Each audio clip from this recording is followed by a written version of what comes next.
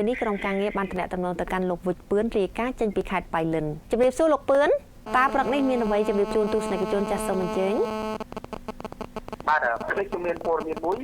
គឺលោកជំទាវបណ្ឌិតបានព្រៃមុំអញ្ជើញពិនិត្យវឌ្ឍនភាពពីការស្ថាបនាទូនច្បារបៃលិនមរតកតេជោបាទចា៎បាទនៅថ្ងៃទី1ខែសីហាឆ្នាំ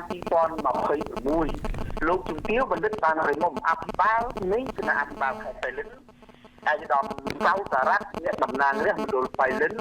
ព្រមទាំងមន្ត្រីជំនាញនិងក្រុមការងារបច្ចេកទេសបានអញ្ជើញយកពិនិត្យមើលវឌ្ឍនភាពនៃការស្ថាបនាទូនច្បារបៃលិនមរតកតេជោដែលមានទីតាំងស្ថិតនៅអមសងខាងដងស្ទឹងបៃលិនការស្ថាបនាទូនច្បារនេះគឺធ្វើឡើងក្នុងគោលបំណងបម្រើដល់ផលប្រយោជន៍សាធារណៈលើកកម្ពស់សោភ័ណភាពនិងបរិស្ថានបៃតងក្នុងក្រុងបៃលិនព្រមទាំងការទាក់ទាញភ្ញៀវទេសចរជាតិនិងអន្តរជាតិឲ្យមកលេងកម្សាន្តកាន់តែច្រើនដែលជាកត្តាក្នុងការជំរុញកំណើនសេដ្ឋកិច្ចនិងប្រាក់ចំណូលរបស់ប្រជាពលរដ្ឋនៅក្នុងមូលដ្ឋាន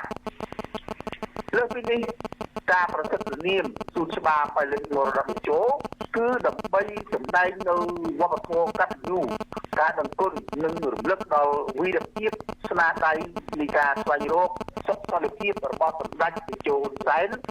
និងដើម្បីរំលឹកអំពីសច្ចភាពប្រវត្តិសាស្ត្រនៃទឹកដីខេត្តបៃលិនទុកជាការសិក្សាស្រាវជ្រាវសម្រាប់មនុស្សជំនាន់ក្រោយគម្រោងស្ថាបនាសួនច្បារមរតកតេជោនេះគឺមានសួនច្បារកំសាន្តមានកម្មការលម្អការស្ថាបនាផ្លូវថ្មើរជើងផ្លូវសម្រាប់យានយន្តទីធ្លាហាត់ប្រាណមានដាក់ឧបករណ៍សម្រាប់ការហាត់ប្រាណនិងសំណង់សិល្បៈការជាច្រើនទៀតសួនច្បារមរតកតេជោស្ថាបនានៅអមសងខាងស្ទឹងបៃលិនគឺមានប្រវែងសរុបចំនួន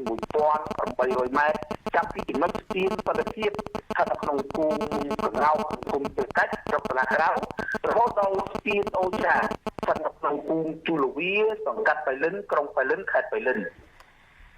លោកជំទាវបណ្ឌិតបានព្រមអភិបាលនៃគណៈអភិបាលខេត្តបៃលិនបានសំណូមពរសូមឲ្យប្រជាពលរដ្ឋទាំងអស់ចូលរួមថែរក្សាសមិទ្ធផលសាធារណៈនេះនិងស្នើសូមឲ្យមានការយោគយល់អធិស្ឋានចំពោះផលប៉ះពាល់ផ្សេងៗ